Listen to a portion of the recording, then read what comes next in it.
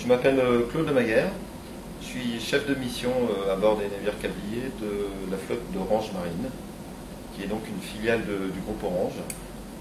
En tant que chef de mission, je dirige une équipe d'une douzaine de personnes qui va être plus spécialisée dans le domaine de la pose ou de la réparation de câbles sous-marins, que ce soit au niveau de la stratégie de l'opération, que tout ce qui peut être mesure, optique ou électrique sur les câbles, de façon à ce qu'on mène les opérations complètement.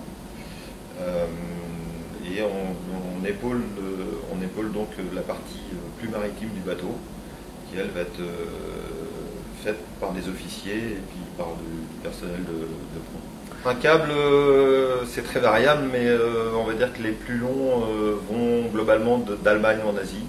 Vous voyez un ordre d'idée, ce sont les câbles Simiwi. On va aussi trouver des câbles transatlantiques, sachant que le globe est couvert de câbles sous-marins. Les diamètres sont très variables on va dire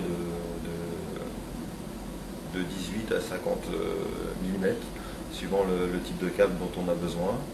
Et en profondeur de pose, on va dire qu'on part de 0 mètre lorsqu'on part de la plage jusqu'à à peu près le plus profond qu'on ait posé pour l'instant, c'est 8000 mètres de sonde, une fosse au Japon, sachant que les câbles sous-marins représentent 95% du trafic international, les 5% restants étant couverts par les satellites.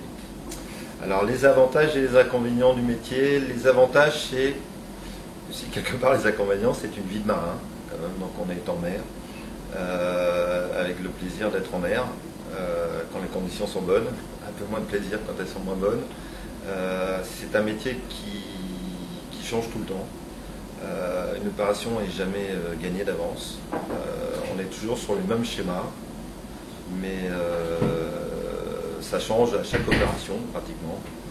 Et donc c'est très très vivant. C'est très passionnant, c'est aussi très prenant. L'inconvénient principal est effectivement le côté éloignement de la famille. On a des missions qui durent de 15 jours à 2 mois à peu près d'embarquement.